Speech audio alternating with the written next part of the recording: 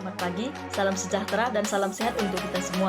Kembali lagi bersama saya, Isabella Anissa Firena Mani, dengan NPM C1B0 18002. Di video kali ini saya akan melanjutkan tugas MLKP, yaitu mengenai pasar uang ataupun video yang terakhir. Pasar uang atau money market merupakan pasar yang menyediakan sarana pengalokasian dan pinjaman dana jangka pendek. Adapun pelaku utama dalam pasar uang yaitu yang pertama, lembaga-lembaga keuangan, misalnya bank, dana pensiun, dan perusahaan asuransi. Yang kedua, perusahaan-perusahaan besar, misalnya perusahaan yang sudah go public menerbitkan commercial paper.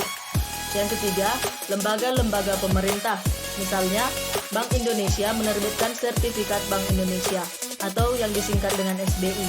Dan yang keempat, individu-individu, misalnya rumah tangga membeli sertifikat Bank Indonesia. Selanjutnya yaitu fungsi pasar uang. Nah, di sini fungsi pasar uang terbagi menjadi dua, yaitu yang pertama sebagai sarana pengendali moneteri yang dilakukan oleh penguasa moneter dan melaksanakan operasi pasar terbuka. Yang kedua, untuk menjembatani adanya kesenjangan antara penerimaan dan pengeluaran dana. Selanjutnya yaitu mengenai karakteristik pasar uang. Karakteristik pasar uang yaitu yang pertama, menyediakan fasilitas atau jaringan transaksi jual beli aset finansial. Yang kedua, mempertemukan pihak yang memiliki surplus dana dengan pihak yang mengalami defisit. Yang ketiga, transaksi dalam pasar uang sebagian bersifat jangka pendek. Yang keempat, pasar uang juga berfungsi untuk memenuhi kebutuhan dana jangka pendek perusahaan, lembaga keuangan, dan pemerintah, mulai dari overnight sampai dengan jangka waktu jatuh tempo 1 tahun. Yang kelima, pada waktu yang sama, pasar uang menyediakan outlet investasi bagi pihak surplus dana jangka pendek yang ingin memperoleh pendapatan atas dana yang belum terpakai. Selanjutnya yaitu mengenai debitur dan kreditur dalam pasar uang.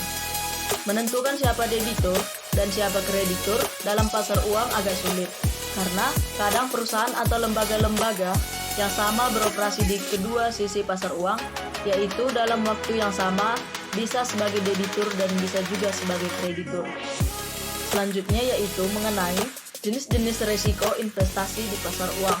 Yang pertama, resiko pasar, yaitu resiko yang berkaitan dengan turunnya harga surat berharga dan tingkat bunga naik mengakibatkan investor mengalami capital loss.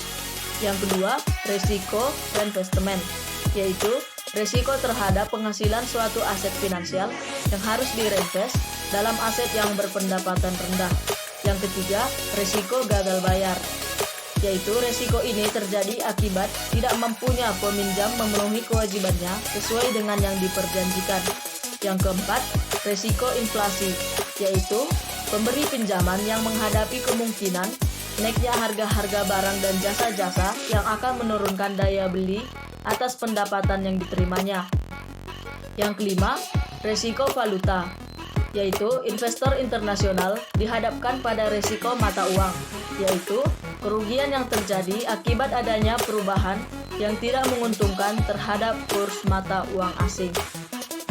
Baiklah, sekian pembahasan materi, yaitu mengenai pasar uang, dan sekian juga pembahasan dari keempat materi, yaitu yang pertama, dana pensiun, asuransi, pasar modal, dan pasar uang, yaitu untuk memenuhi tugas manajemen lembaga keuangan dan perbankan.